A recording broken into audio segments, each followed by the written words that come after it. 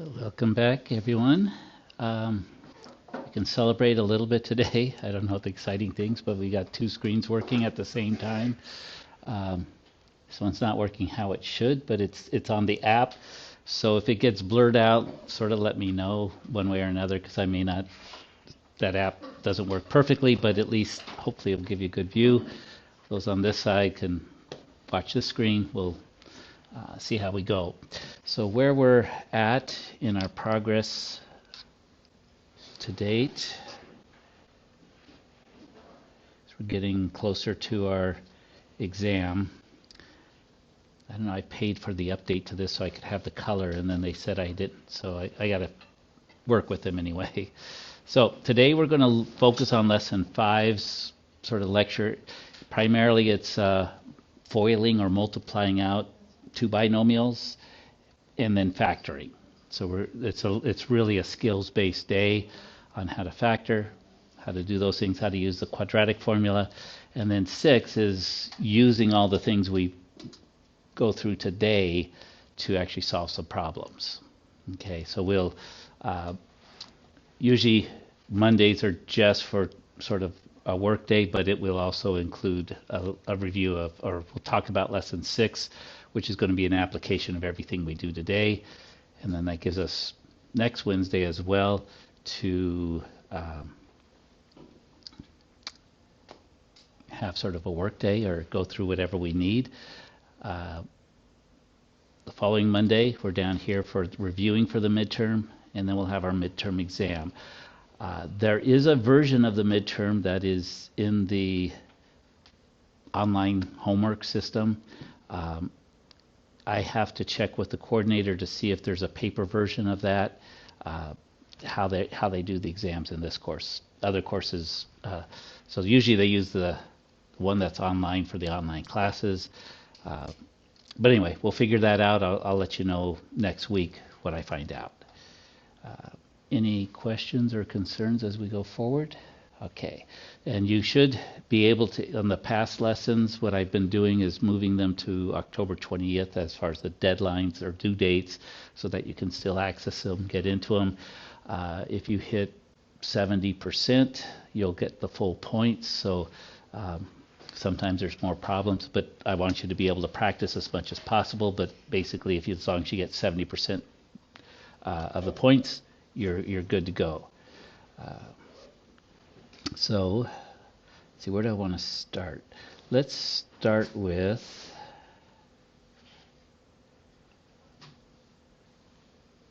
I think I have it here. I want it open.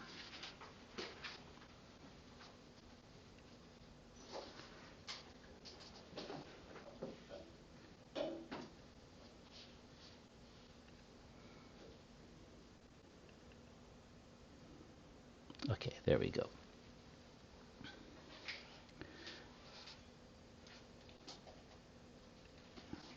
Bring it down a little bit. Let me open up my other tool.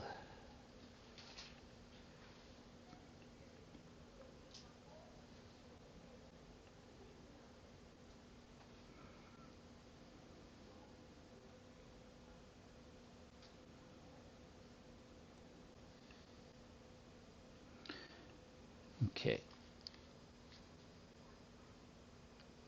We'll go with that one. So the first part is with, so again, this is a review of what are called polynomials. A polynomial,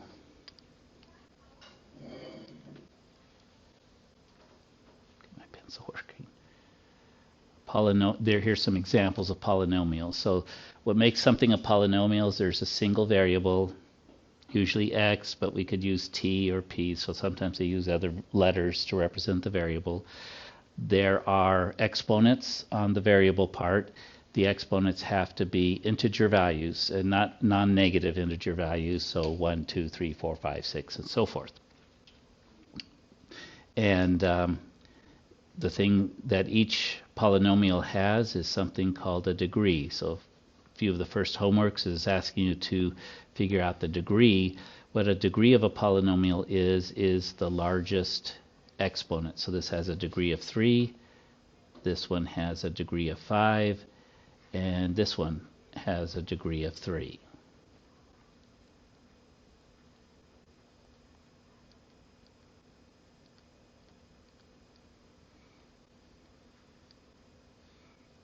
I'll just use a shorthand, d equals 5 here, and then the degree of this one is equal to 3. There are also something called coefficients, which is a word I don't really like. I remember my 7th grade math substitute using that word, and my math teacher never used it, so we go, what's this coefficient thing? It's the number in front. That's what my 7th grade math teacher always called it. So there are coefficients, and so any of these numbers here are coefficients, and the one that's in front of the largest is called the leading, because that gives us the degree. So we have leading coefficients,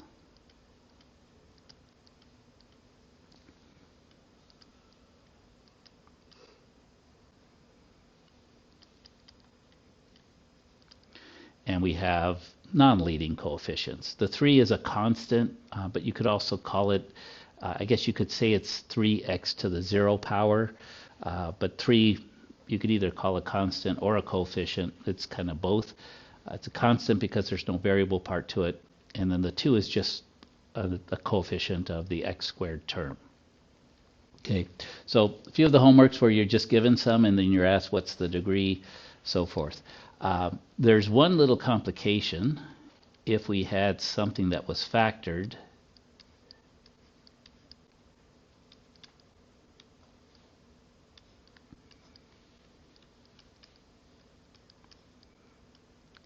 how do we find the degree on something like this?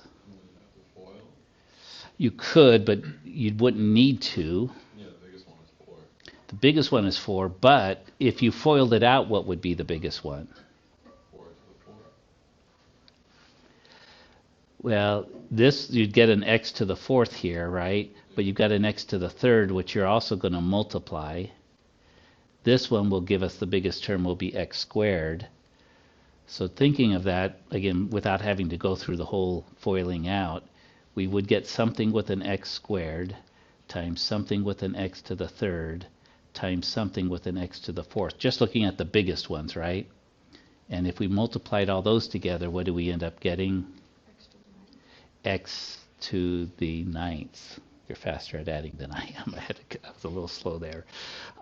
So when we have something like this, what we want to do is we want to basically add all these external exponents. We would add them together because that's going to produce the one that has the biggest, because eventually they would all get multiplied.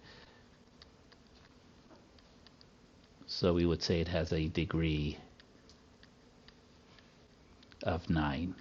Now to get the leading coefficient, you're right, we'd actually have to sort of FOIL everything out, which we'll get to that. I don't think they're going to give us one like this, but I just want, you will see this at some point, and just be careful. It's not that the 4 is the biggest, so that's its degree, because when you expand this, you have to get what the biggest would be if it's expanded. Okay? So, and that just helps us because the largest degree will tell us what the graph looks like. We get into that a little bit later, but the largest degree, or the degree, will give us that plus the leading coefficient. So those two will determine the overall shape of the graph. Let's see, I think I need to go here. I think with this one I have to erase everything, and then we'll move on. So we're going to look at a couple of, again, there's just a few of these in there, but adding polynomials. So if we are asked to add polynomials together, they put these parentheses to say here's one polynomial plus another. Is there anything in front of the parentheses? No, there's no exponent on it. So we can really just ignore the parentheses because there's nothing to do inside there. They're not like terms. So when we're adding, what are we really doing? We are just really adding like, or combining like terms. So I have an x squared here and an x squared there. Oh, here's an x to the third, but I see there isn't an x to the third, so I just write 4x to the third. The x squared terms, I've got a 12 and an 8.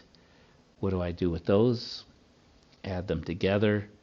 12 plus 8 is 20, x squared. Again, just combining like terms. Then we have a term with x, a term with x, just x to the first. Remember, these do have exponents. So I've got a plus 9 and a minus 5, which in the end, when I combine them, yields plus 4x. And then lastly, I've got the constants, or the ones without the variables, and those are like terms, negative 21 plus 20, so the end result is the minus 1. So that's, again, in the homework, there'll be a few of these where you're asked to add them. So far, so good? Okay. So, and again, today, most of the stuff really should be review from intermediate algebra, but for some of you, maybe it's been a while since you've had that. But shouldn't be anything overly new as we go through this. And again, just some examples. They may say find the sum. Okay, same thing, combining like terms. One that's a little different, not too much, is when we do subtraction. We're doing the same thing. We're combining like terms. The main thing we need to remember is that this negative is going to distribute to each of the terms behind it, right? It's like a negative 1. So what that does is all the signs will change. Negatives will become positive, positives will become negatives. So this becomes minus 5x to the third plus 2x squared minus 3x minus 2. Okay, it's a simple thing, but if you forget to do it, or you just put it on the first one, everything will be wrong after this. But that's the only difference, and now we do exactly what we did in the last type of problem. We combine like terms. So the front part, there's no negative, there's nothing. We just ignore take off the parentheses. We have a 7x to the fourth. We look over in the red ones, there's no x to the fourth, so nothing to combine with it. We don't have an x to the third in the first one, so the minus 5x to the third just combines with itself. That's all there is. But there is an x squared, and here's an x squared, so we have a minus 1 x squared and a plus 2 x squared. That yields a plus 1 x squared, right? 2 minus 1. We have a 6x, and we have a negative 3x, a plus and a minus, so that's going to yield plus 3x, 6 minus 3. And then we have a plus 1 and a minus 2. 1 minus 2 gives us a negative 1. Okay, so that's subtraction of two polynomials. And again, combining like terms, but just remember that negative. I teach a brief calculus class, maybe if you're business majors, that's the route you go. I see half of them forgetting to distribute that negative. We do profit functions, revenue minus cost. They forget to distribute it on the cost because you're subtracting the whole function. And on an exam, it makes that you get everything else wrong after that. So again, it's a simple thing, but it's also easy to forget. So take that time to do it. And again, just some. I'll go ahead and erase this. We are recording this, so this, I think we are.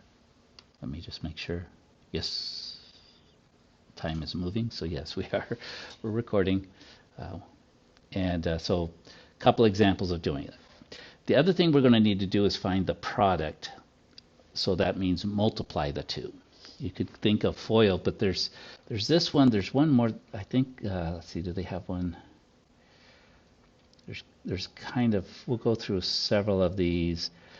There is one in the homework that is a trinomial times a trinomial. I'm going to do this one as our example, and you would do the trinomial maybe in the same way. And instead of using FOIL, where one way to do this is you could take this first term, oops, let's go here, this 2x, and multiply it times each of these terms. So you can kind of do it horizontally, and then take the 1 times each of the terms, and then combine like terms. It gets a little messy because there's so much multiplication. What I like to do is rewrite them and do it vertically. So we've got 3x squared minus x plus 4, and then below that we've got 2x plus 1. And now we do this multiplication much like we did probably, I don't know, 4th grade. Is that when we did 2-digit multiplication? Somewhere in there, 4th, 5th. It was a long time ago for me, so it was in the last century, 1970s. Okay, so what we're going to do is we, again, just sort of follow through. And if I had a trinomial times a trinomial, this is definitely the way I'd go. It just gets so messy if you try to do it sort of this way. It will work. So again, you do what feels most comfortable to you. But this one, we're going to take 1 times 4. So 1 times 4 is 4. And then we keep this, and it's positive and positive, so we'll put that positive. Then we're going to take 1 times negative x. 1 times negative x is negative x. That's why I love multiplying by 4. 1 times 3x squared is 3x squared. Now sometimes I like to write a positive because if I don't, sometimes I forget the negatives. But again, yeah, it's a plus 3, but there's not going to be anything in front, so you don't necessarily need it. Then what we do with the second one is we leave a space. Remember when we were doing 2-digit multiplication, we put a 0, and it's because it moved it over. So we're really in the next digit. So we're going to take 2x times 4. That's going to 2 times 4 is 8x, and it's positive. And notice by leaving this space, we're now getting our like terms lined up. So this makes it so much nicer. It's just going to, when you go to combine the like terms. That's why I prefer this one. Okay, so if you're missing a term, you put a space, and then we get 2x times x, so 2x times negative x, right? 2 times the negative is a negative 2, and then x times x is x squared. And notice it's lined up right with the term it needs to be for like terms. And then we've got one last one. We take the 2x times the 3x squared. 2 times 3 is 6, and x times x squared is x to the third. And just be careful as you go through here. Again, my issue is I'm sometimes adding when I should multiply. So I might see the 3 and the 2 and write 5 because I added them, but I need to multiply them. And then with the exponents, we need to actually add them, right? 1 plus 2 is 3. So that's one of the things with algebra. Oftentimes you're asked to do things where you're multiplying, and multiplying of two things, actually you add the exponents, right? So it's easy to get our facts wrong or mix them up. At least it is for me. So I just kind of, if you take it methodically and go through, it's better to do it slowly and get it right the first time, because sometimes trying to find where you made the error is difficult. Okay, and then now it's all lined up to do like terms. 4 plus nothing is still 4. 8x minus x, that's going to give us 7x, and that will be positive. We've got a negative 2x squared and a plus 3x squared, so that's going to give us a plus 1x squared. And again, we don't write the 1, or you could write the 1, it just depends. And then there's nothing to combine with the 6x to the third. We're done. And we could do this with all of them, even if it's just a binomial times a binomial. You can line them up vertically. I just find it, for me, is a little bit easier because everything's going to be lined up. If you do the FOIL method, or the sort of this horizontal method over here, which is really, I would call this double distribution. You get such a long line, and it's so easy to not get the right things lined up. You're not adding the right terms. But so far, again, there's a few of these. We'll move forward. Okay, questions so far? Are we doing okay? Does it seem familiar? Okay. I don't want to, and again, I'd rather it feel easy, because then when we go forward, uh, if we keep things where there's a connection, it all seems like, hey, this isn't hard, because I learned it step by step. Usually in math, what gets hard is we skip this, we put a big chasm. Okay, remember all this stuff? No, I don't remember all this stuff. So uh, anyway, we bring it together. And here's another one. Again, you could try these. This you have access to this little PDF. They didn't have a PowerPoint for this chapter 1 stuff. They just have these sort of what they call lecture notes. So I said, oh, they got a bunch of examples. That's all we're doing anyway. So I thought I'd use their examples. You're welcome to pull it up. It's just a sheet. What I want to do is I'll do this one with the FOIL method. Again, you could line it up and you'll get the same thing, but the reason we're going to go through a few of these is because the other half of this lesson is factoring, which is taking the end answer and putting it back into this form. So that's today is kind of multiplying out is sort of the forward way. It's a little bit easier because there's a process. When we go backwards, we have lost some of the information, so we're trying to guess what facts they used. Okay, so sometimes it's helpful to go through a few of these. And again, we'll see some things that happen. So FOIL is it stands for first, outer, inner, last. Oops, I forget to.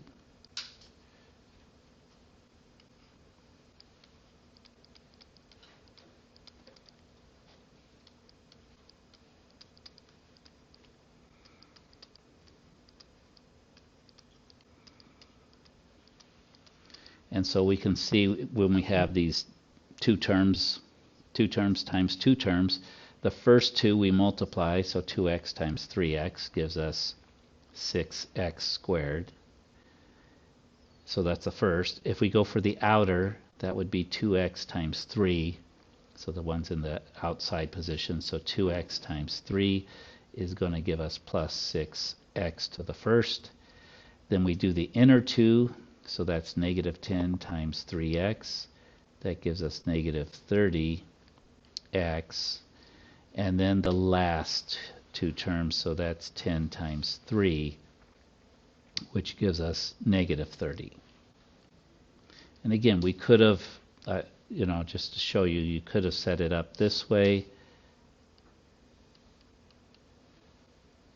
and done it much the same as we did the last one. So whichever one you feel more comfortable with. I just want to show both. This one, again, we have to, oh wait, we got some like terms here. Over here, they would have been lined up, and we know to add them together. So our final answer is going to be 6x squared. 6 minus 30 is negative 24. X minus 30. Okay. A little bit later on, we're going to be foiling back, and what we have to see is when we start with this, we have to think of what are the possible factors of 6. 2 and 3 are there, but 1 and 6 are possibilities too, and notice when we go back to the factoring, this one uses the 2 and the 3.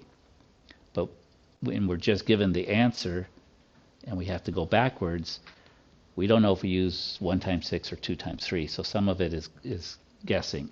And notice 30, we also will look at this one, 30 is 3 times 10, which is the one that they end up using, but it's also 6 times 5. So it's kind of like a puzzle piece. It's also 2 times 15. So we've got to figure out which ones we're going to use, and that's sort of how I do it. I will do a guess and check.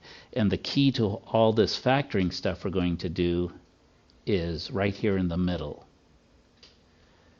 Because this combination, whatever we end up using, we have to be able to combine them in a way to make negative 24x. So that's sort of the key. We can try different things out, and so there will actually only be one that will give us the right middle term.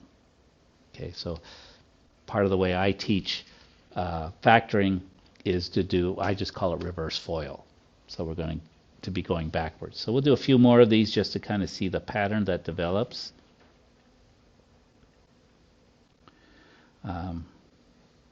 Now this one's very similar. Let's see, wait. Yeah. Oh shoot, I wish I could let me do this. When we FOIL, I want you to kind of see that when you have a plus and a minus, what's always going to happen when we multiply the last two terms together? We'll get a negative. So in this case, a negative 35. So that means that the signs are different. What's going to happen in the middle term? Well, and again, we're doing a little bit backwards. X times negative 5 gives us negative 5x. 7 times 3 gives us a positive 21x. Notice the 7 times 3 is bigger, so our middle term is going to be positive. The front term is going to be x times 3x, 3x squared. So the middle term ends up being what? Positive, is that 16? So when we go back to factor, we know that we are factoring to two things that have different signs. And notice what we did in the middle is we subtracted. So we also know that this middle term is based on subtraction. If this is a plus, the last term's a plus, then we know that we're going to be adding them. Okay, so we'll take a look at those. So again, most of this is to help us with the factoring, which is what we need to solve quadratics, but it's backwards and more difficult. Okay, we're doing good. How do we do this one? There's only one thing there, right? Or is there? What is 3x minus 8 squared? Multiply. Don't we just take this 2 and distribute it? No, good. I see that done a lot. Again, I look at my calculus students who are supposed to know all this stuff, but oftentimes they'll do that. They'll take it and distribute it. Exactly. This means 2 copies, so it's just 3x minus 8 times 3x minus 8. Okay. FOIL it out, and again, we'll do it. Notice when they're both negative, so we'll get 3 times 3 is 9x squared. 3x minus 8 is going to give us minus 24x. Negative 8 times 3 is minus 24x. And then negative 8 times negative 8 gives us a positive 64.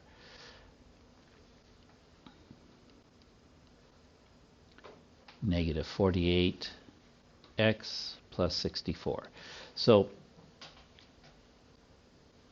when we see, again, thinking when we're going to go backwards in factoring, when we see a plus on front of the number, what that tells us is that both the signs are the same. Not necessarily positive, but they're the same. They're either both positive or both negative. This sign here then tells us, well, how could that get negative? Well, both signs had to have been negative. Okay, so when we go back to factoring, we will look at these this is our evidence for how the puzzle fits, those signs. Okay, and it also means that this middle part was arrived at by addition. So we added the factors together. So then we're thinking, okay, what two numbers will add together to give us this this value? Let's see, we won't do all of these. This is a good one. So this is something called a difference of squares, and we're going to see, because we're going to have to factor these, so this is one that gives a unique factoring. So when we multiply this out, and notice basically they're the same thing, but one's positive, one's negative. We can't write this as just one thing squared, it's two things. But when we multiply them, they're very similar. 9x times 9x is going to give us 81x squared. 9x minus 4, negative 36x. Positive 4 times 9x plus 36x. Notice how this middle term, you've got a plus and a minus, the same amount. They're going to become 0. That's always going to happen. And then we've got a plus 4 times a minus 4, which gives us a negative 16. Combining like terms, we have 81x squared minus 16. So again, very shortly when we go to factoring, whenever we have something with just two terms and they're both squares, so 81 is 9 squared, 16 is 4 squared, and they're being subtracted, we can factor that back into a difference of squares. Okay, so we look at that. Now, had this been a difference of sums, that won't work. Because if these signs are the same, they don't cancel out. You get a middle term, right? So this cannot be factored. So be careful. It's a sort of an imposter. But I see people will try the same thing with this. But this one cannot be factored.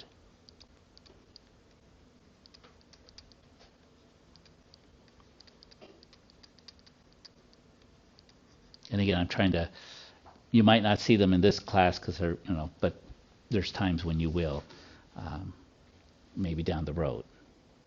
So far, so good? Okay, we're almost ready for the factoring part then, I think. We're getting there. What else do we, so multiplying, again, you'll get a difference of squares here because there's the same thing with differences. Several variables, we've already done this. Now, in the homework, I don't remember seeing having both the x and the y. That's multivariable calculus type stuff, and if we've got it, we'll take a look at that later. But I didn't notice any of those. So now we're ready for factoring. There may be some like this. So factoring means what we're looking for is if we have these terms, there's a couple steps we're going to take. The first step is always to see if there's a common, to factor out the greatest common factor. So we look at each of these terms. We see each has an x, each has a y. One of them has 3 x's, 2 y's, and so forth. This has a 6, a 45. What are the factors of 45? 9 and 5. Factors are 6 or 3 and 2. 21 are 3 and 7. This 9 is a 3 times 3, so we can see that there's a common factor of 3. So when we go to factor, we'll take the 3 out. And it's sort of like when we go through, we can only take out the minimum. It's like everyone's going to chip in for a pizza. This last one only has an x and a y, so that's all that's the common thing we can take out. And then what we do is we basically divide out the common factor that we've seen what is there. So 6 divided by 3 is going to be 2. X to the third divided by x is going to be x squared. So we took one x out, so there's only 2 left. Y to the third divided by y is going to be y squared. 45 divided by 3 is 15. Thank you. This is getting beyond my memory of, I only memorized 10 times 10. So 15. And again, we took out an x and a y, so we have one less. So it's x to the first, y to the first. And then 21, we took out the 3, so 21 divided by 3 is going to leave us with 7. The x and the y we took out, so they're not there anymore. That's our factoring. Okay, so that's the first step, factoring out common factors, the greatest common. Take out as much as you can, but again, each of the terms has to be able to give that. So far, so good? Okay.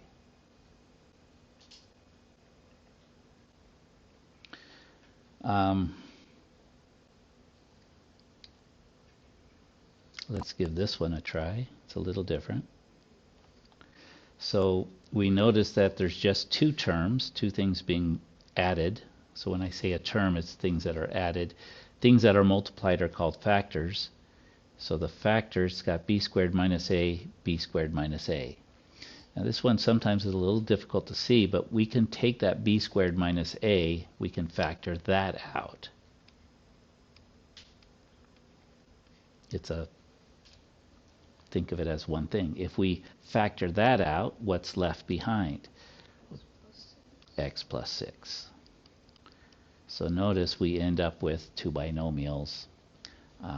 We could have distributed the x first, but again, all they're wanting us in factoring is sometimes factors are a little complex. So take out the common factor, whatever's left, now we've got this. So it leads us to a system called factor by grouping, but we'll be good. Okay. Now, let's see, let me get rid of this, move up.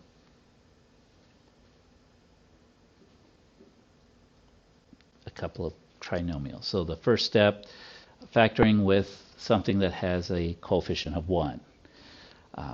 Basically think reverse FOIL. So if this trinomial can factor, we're going to get two binomials. First term is x squared, so that's got to be x times x. Okay, there's a term here and a term here. Those we look to here, they have to be factors of this 15, because remember the FOIL, these two get multiplied to give us this 15. Since the 15 is negative, what does that tell us about this binomial? Are the signs the same or are they different? They're different. So one's going to be positive and one's going to be negative. Okay.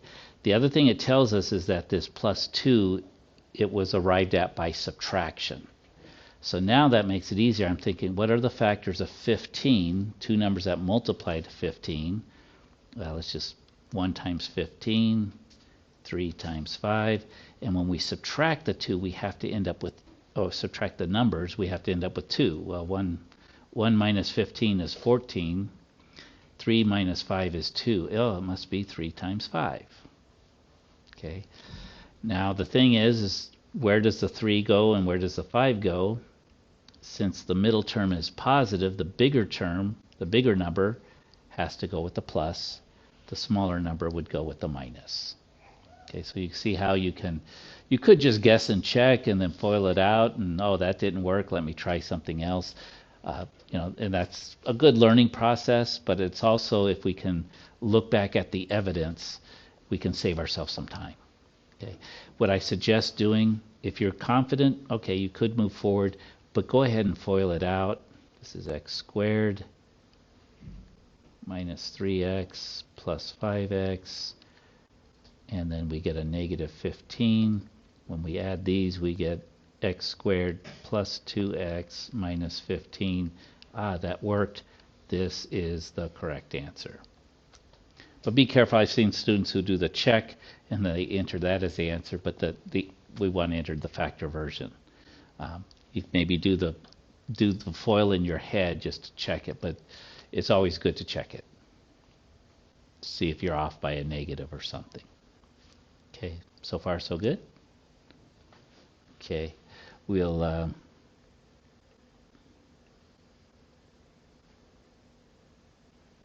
go ahead and do this one.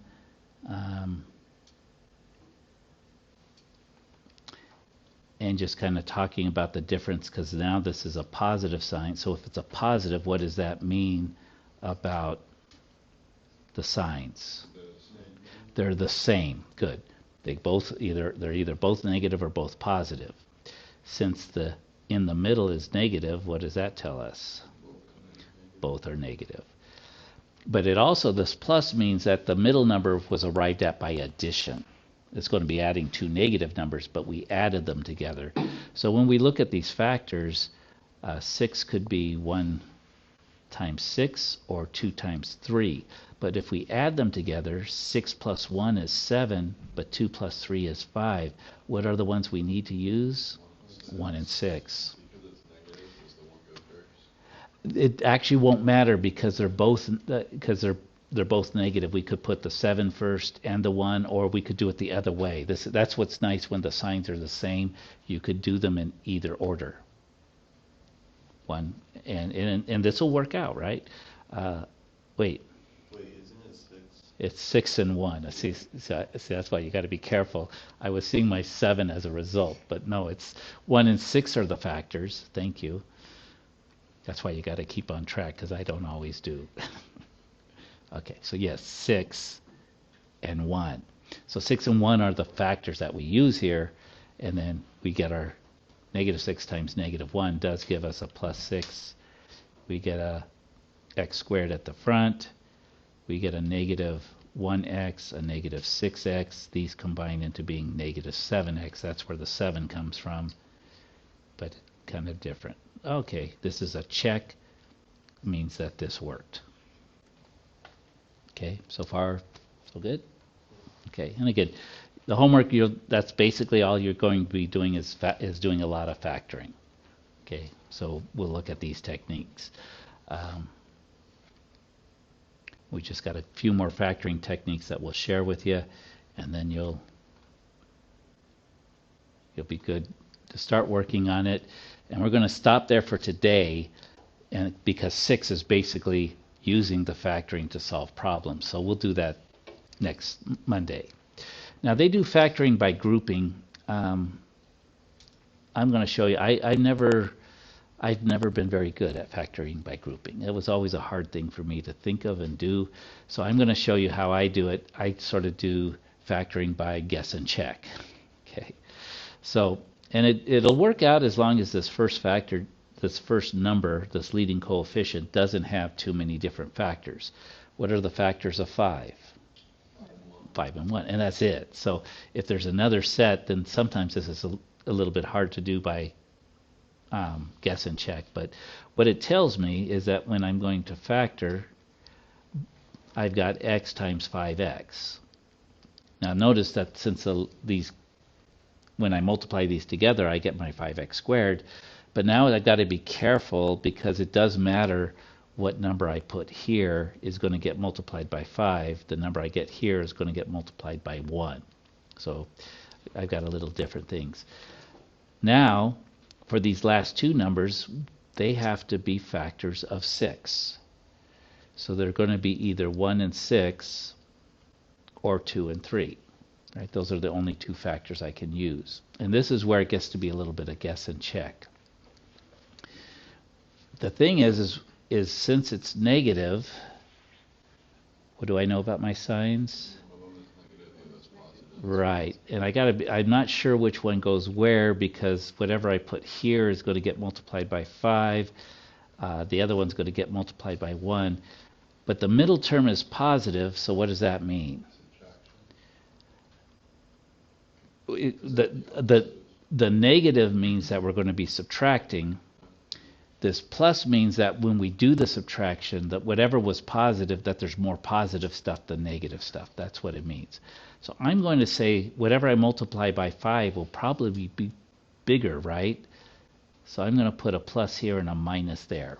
Now I might be wrong sometimes, but again, I'm just leaning towards this. I know the signs are going to be different. I know the bigger, whatever's going to end up being the bigger number has to be positive.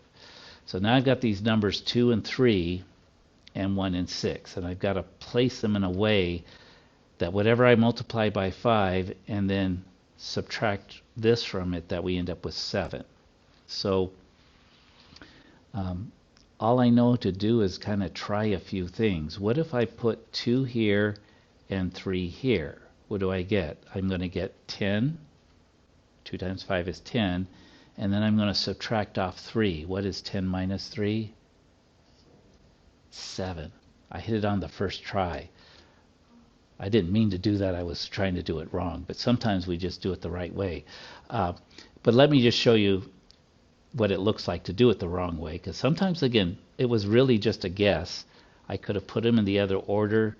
Or I could have said, well, let's do 6 and 1. Oh, that's going to be 30. 30 minus 1 is 29. That's not going to work, right? And again, you try different ways. But sometimes you'll get, with a little bit of practice, you might surprise yourself like I just did me. You get it right the first time. Okay, so what did we have? We had 2 times 5 is 10. minus the 3 will give us our 7. Okay, and then on these ones especially, I suggest foiling back out,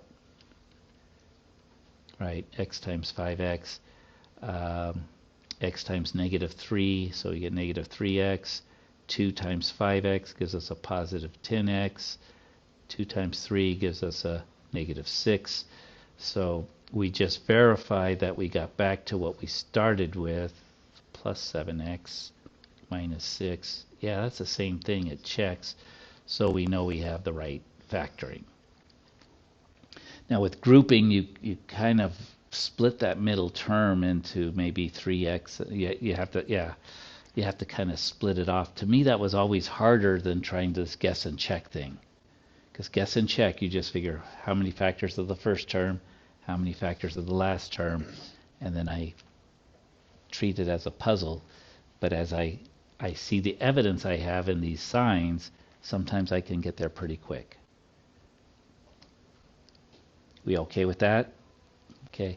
And again, if you're good at factoring by grouping and you were taught a different way and that works for you, great. Maybe you can help teach it to me, because that's what I'll do is you'll have a way that works for you that I'm not really good at, and sometimes you can help me get good at that. Okay. Again, factor by grouping, a different one. This factors is 1 and 9. Factors of 9 are 1 and 9 are 3 and 3. So you give that a try. This one's back to multiplying out. So let's see if we have a perfect, what they call a perfect square trinomial.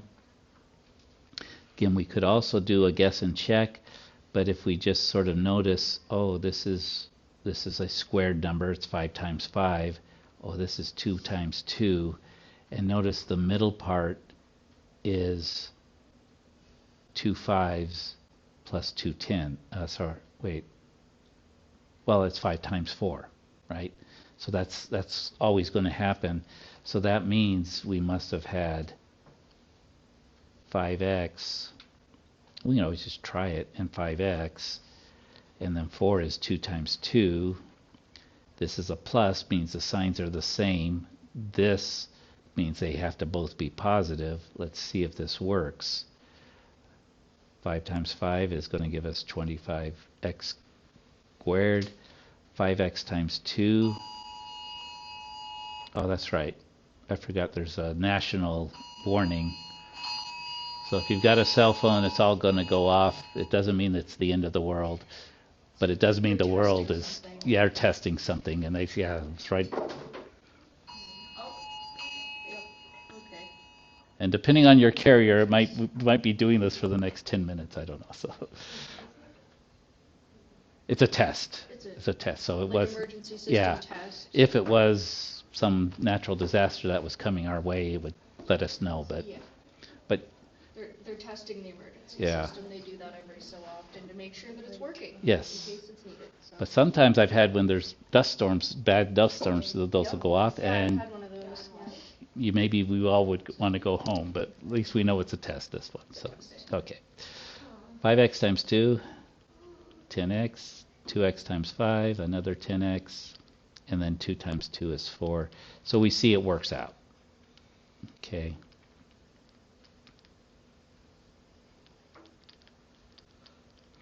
We check, it worked.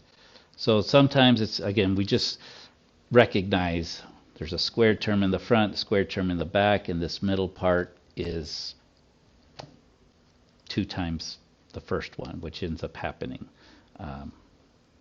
So 5 times 2 is 10. It's 2 of those. Okay.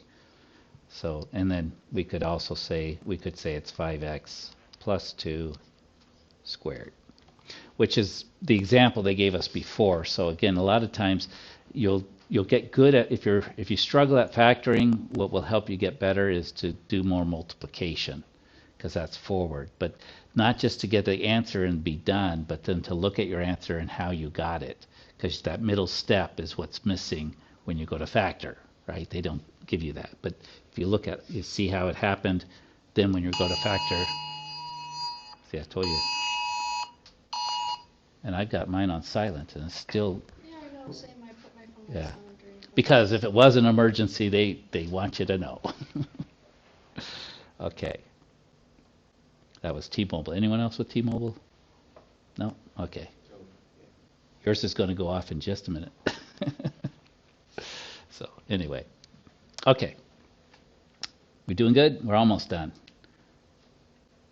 Then we can go witness the end of the world or something. No. Okay. Remember these difference of squares. So here's another, again, we're getting into the special cases. There's a squared term here, a squared term here. There's only two terms. There's no middle term, remember, because it's going to cancel out. And it's a difference. It's a subtraction. So what we know is we take, it's going to factor, because this is negative, the signs are going to be opposite. One will be positive, one will be negative. First term is going to be the square root of this, so that's going to, square root of 9 is 3x and 3x. Square root of 5 is 5 and 5, and this is always going to work. 5 times 5 is negative 25. 3x times 3x is 9x squared. And then when we FOIL out the middle, what we call the cross product a lot of times, this is a cross product. Those are going, one's going to be positive, one's going to be negative. They're the same numbers, they cancel out, right? 15x minus 15x, those cancel, that's 0. We got our negative 25 back here. We've got our 9x squared up here. So we end up with 9x squared minus 25. Check, it worked. Okay, and notice that's all we can do is leave it this way. So look for that difference of squares. If it's a sum of squares, nothing we can do. It won't factor. Okay, so again, special cases. So it's just recognize, oh, 81 is 9 times 9, 100 is 10 times 10. So recognizing what those squares are, and then the factoring becomes easy once you recognize that.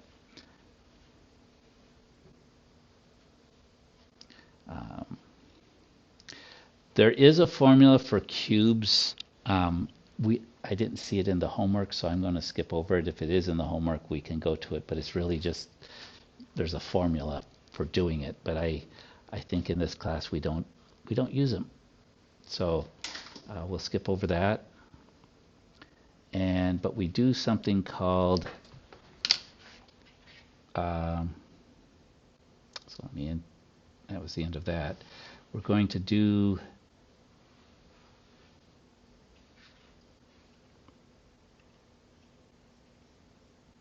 we got a little bit, when we look at quadratic equations, we do something called the difference of squares. Completing the square. So, and in the homework, they're going to ask you to do it in a particular way. So we will look at the difference of squares. I think I can get rid of that now. And then the quadratic formula. So some of this I'm going to just kind of, so we've really already talked about factoring. So we've done stuff like this. Just sort of a brief one. If we don't start with x, a leading coefficient of 1, notice since in this one we're going to do quadratic equations, we have equations. Can we get rid of that 2 in the front? Well, yes, we can divide everything by 2. And that gives us x squared plus x equals 6.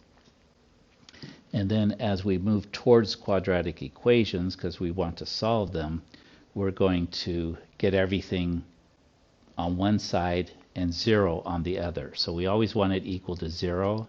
So we'll subtract 6 from both sides.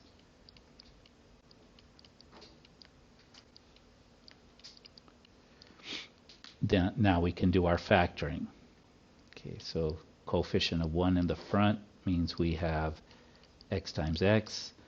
And then 6, it's negative, so opposite signs. 2 times 3, and when we subtract 2 and 3, we get 1. So we're going to want 3 and 2. The middle term is positive, so the bigger number is positive, the smaller number is negative. So that's the correct factoring, and you see that, as we practiced the factoring earlier, this will do it.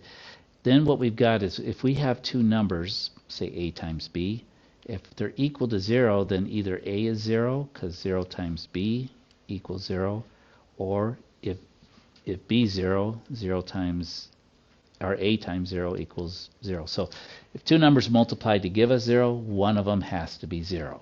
Not necessarily both at the same time, but what we have to see is these are two numbers. This is x minus 2, this is x plus 3. So we know that x minus 2 is either 0 or x plus 3 is 0. That's the only thing that's the only way we could get 0. So then we can solve these separately. We can add the 2, and you'll see you always get the opposite answer. X equals positive 2, or we subtract 3 here, or x equals negative 3. So we get two solutions. We're also going to connect a little bit later that if we were to graph this, these are the x-intercepts. These are where the parabola crosses the x-axis. So we would see crossing that this is negative 3. My drawing's not to scale, and this would be 2.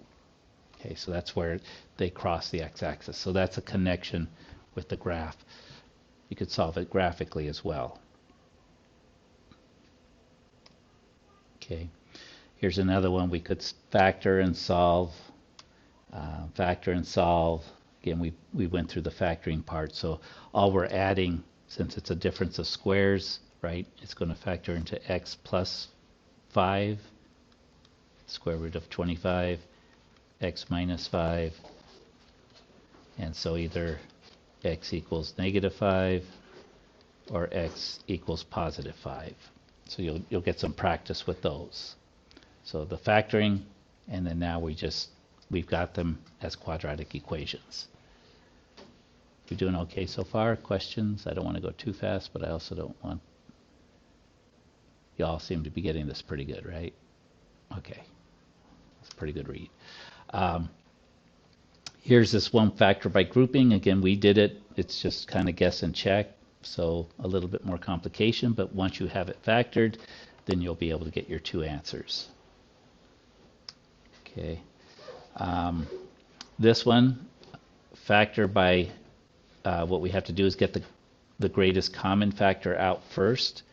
So factor out the x, then you have x squared plus 11x plus 10. And then this part factors further. 10, 1 times 10, right, is 10, with that in the middle. So we can factor it into x plus 10, x plus 1. And now we have three numbers. So either x equals 0, or x plus 10 equals 0, or x plus 1 equals 0. And then you solve for x. Okay, so you'll have homework problems like this. Questions on this, or you want to... Good? Okay. I wanted to get to this one. This doesn't look like a quadratic, does it? Well, there is a quadratic down here. But how do we go about solving this? I don't know, looking at it makes my head hurt. It looks yeah. Should we just do the top and the bottom separately and then divide the answers by each other? How about we get rid of the fractions? So yes, so you're on the right track. If we multiply by the common denominator, okay, so what you have to do is first, let's factor the denominator. This is x minus 2, this is x. Oh, what is x squared minus 2x? If you factor it, that's x times x minus 2. You see an x minus 2 here, you see an x here, and then you see the combination. So I'm going to rewrite it 3x plus 2 over x minus 2 plus 1 over x equals negative 2. I'm going to rewrite this one as in its factored form. So that's x squared minus 2. What we want to do is the smallest common factor is x times x minus 2. So we want to multiply both sides of the equation by x times x minus 2. I want to multiply this term by x minus 2, and I want to multiply this term x times x minus 2. Okay, so I have multiplied each of the terms by the common denominator. What ends up happening is we're going to divide first, so x divides x, x minus 2 divides x minus 2. On the left side, x minus 2 divides into x minus 2, but we still have this factor of x. On this one, x divides into x, so that's gone. So here we have x times 3x times 2, so think of a parentheses being on top of that. The bottom is just 1, so we end up with 3x squared plus 2x. Does that make sense for this one? Okay. The x's are gone, so now I just take the 1 and I distribute it. That's not bad, so I get x minus 2. And then I have my equal sign. All of this stuff canceled. I have minus 2. Much nicer, right? Yeah. And so again, over here, we're going to combine like terms. So we get 3x squared. 2x plus 1x is going to give us 3x. We've got a negative 2. On this side's a negative 2, so if we add 2 to both sides, you get 0. So this is gone, and this equals 0. And now we have something that's not too bad to factor, right? We could factor out a common 3x, and what's left inside? X, so 3x came out, so x plus 1. So then our solution is either 3x equals 0 or x plus 1 equals 0. Much nicer than what we would have thought was going to happen up there. First time I taught this was when I was at Oregon State, and my students called this killing fractions because they hated fractions. Yes? So where does the quadratic equation come in? It's we've been doing anything with an x squared. You're thinking of the quadratic formula. The quadratic formula, yes. That's going to be our last step today, because that comes when you can't factor. You could do it with the fact, if you can factor, you could also use the quadratic formula, but it's usually overkill. But if you can't factor, then that's the only way to do it. So we're almost there. So this one, divide both sides by 3, you get x equals 0. This one, subtract 1 from both sides, you get x equals negative 1. If you came back to the original and plugged those in, you'd see that that works, but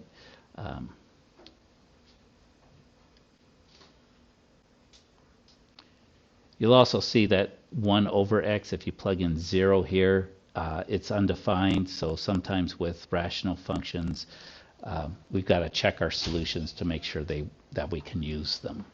Okay.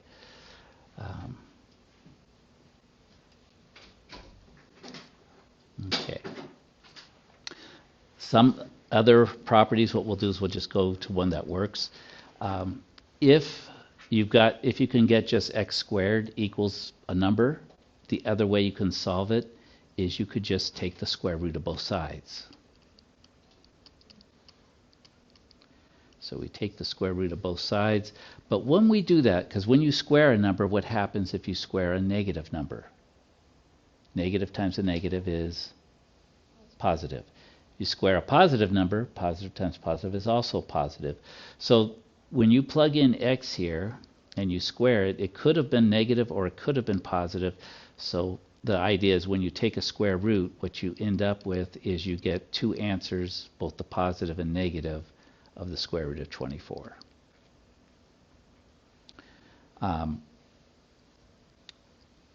Now you can plug this in a calculator. You'll get probably a decimal answer.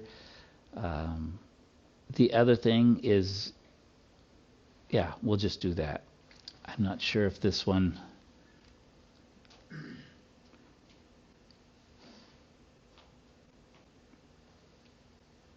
So we take 24, take the square root of 24 is that one. I get 4.898.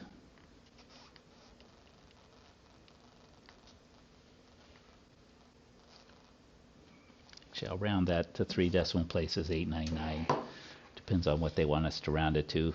Round it to 2 decimal places, or 1 decimal place would be 4.9. 2 decimal places would be, because you round this one up, that would be 4.90. Okay. This is also, I'll just show you one more way to do this. If they want the exact value, because this is, the decimals go on forever, 24 is also can be thought of as 4 times 6. 4 is a perfect square, right? You can take the square root of 4 is going to be 2. So you can break this into square root of 4 times the square root of 6. So it's going to be 2 square root of 6, plus or minus. I believe our system will accept either ones, but if they want an exact answer, this is the exact answer. This is an approximate answer. Yes? So why is that the exact answer and that's the approximate answer if that's like... Right, it seems more accurate when we have decimals, but it's approximate because I had to round it to, so this was actually on my calculator was not 4.899. On my calculator, it is 4.898799485. So it's to represent it exactly, I have to give all the decimals, but the decimals keep going on forever. So that's one of the things. Yeah, it seems more accurate. And and we have a feel for what 4.89 is. It's pretty close to 5. Yeah. 2 square root of 6, I don't even know what that is, right? I mean, even in like forensic chemistry or yes. Like that, you're not going past like 4 or 5 decimal places. Yeah. And but it's one of these things that's, I always thought it was backwards, but the one with all the decimals is always an approximation because we either have to stop writing the decimal or we have to round it at some point, so it's an approximate. This is an exact, so you can enter that into a computer and the computer can give it to you all the decimals that you need. So that's why they do that. Okay. This one, if you don't necessarily need to just have x squared. If you've got something squared, it's at this point we could take the square root of both sides.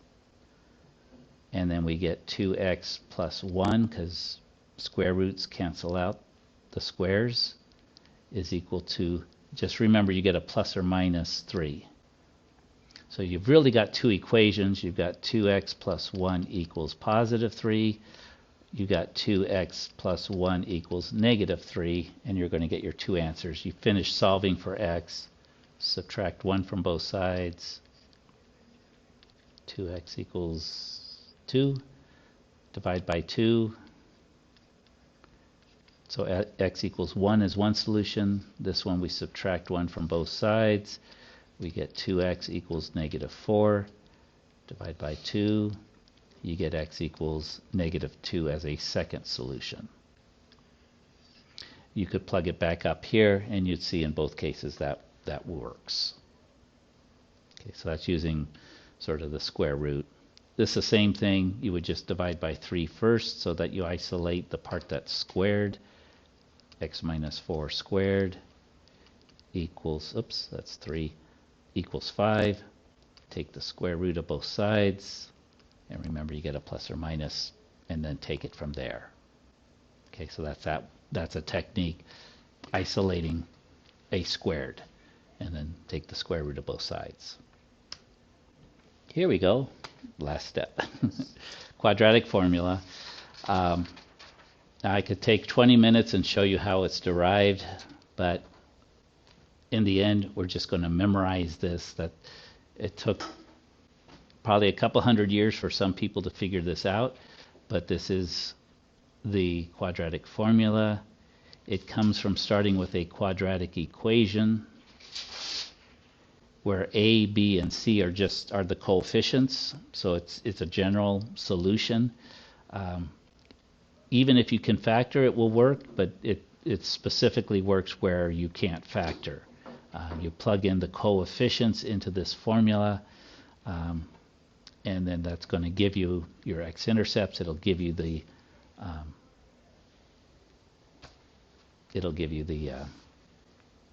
solutions. So let's go ahead and take a look at a few of these.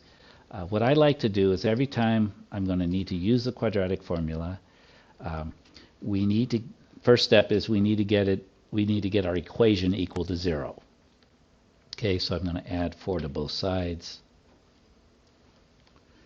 And then I get x squared minus x plus 4 equals 0. So now I'm set up, I can use it. And again, you could do this in your head, but what we need to do is we need to pull off what the coefficients are. So I'm going to actually write them here.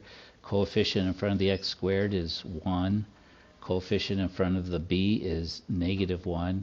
Coefficient of c, or the constant term, is 4. I like to go ahead and write out the quadratic formula, because if I write it out several times, I will remember it better.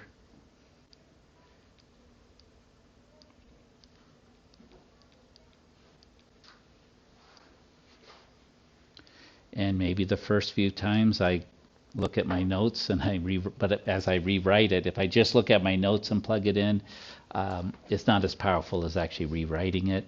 And then we're going to rewrite it this way. So I'm going to put in negative b. B is -1. So I will put in -1 plus or minus the square root of -1 squared minus 4 times a, which is 1, times c, which is 4. And notice why you want to get it equal to 0. Otherwise, you might be tempted to put in -4 for c. But c is not -4, it's +4. Okay, so signs, plus and minus signs, make a big difference. All divided by 2 times 1. And now the rest is just arithmetic, right? And again, you can do it however you want. So negative and negative makes a positive. Didn't leave myself a lot of room, so we'll do +1 plus or minus. -1 squared is going to be a +1. You get a -4 times 1 times 4, so we're going to get a -16. Did I do all this right? Yeah. Divided by 2. So for this example, we have x equals 1 plus or minus the square root of -15 over 2. And we haven't talked about negative square roots yet, have we? Or did we? Oh, we did. No. Did we talk about complex numbers? Oh, I get confused with my other class. No, We did. because you just said for like certain when we were doing like the graph stuff that you couldn't have a negative square root, then it wasn't a function. Right? It's not a real number. It's an imaginary number. So that's, yeah, so you can't graph them. What this does is that we come up with a solution that if you have the square root of -1, they invented a number and they call it I. And I is a number such that when you square it, its answer is -1. Okay. How many of you have dealt with imaginary numbers before? You've seen a little bit. Okay. So bottom line is this answer would then, we can turn this negative square root of negative 15, we can turn it into 1 plus or minus square root of 15I over 2. Now, this one doesn't, again, these slides come from the textbook, but we'll see. If you get, they didn't say to directly cover complex numbers, so I'm assuming that the answers won't have the I, but you're just prepared. If you get a negative inside there, just write it with the square root and I. Okay. Quadratic formula, again, you're just plugging in and using it. We're not going to talk about the discriminant, so we don't need that. We don't need this, so this, yeah, so that's probably getting into the next set of stuff where we're actually solving.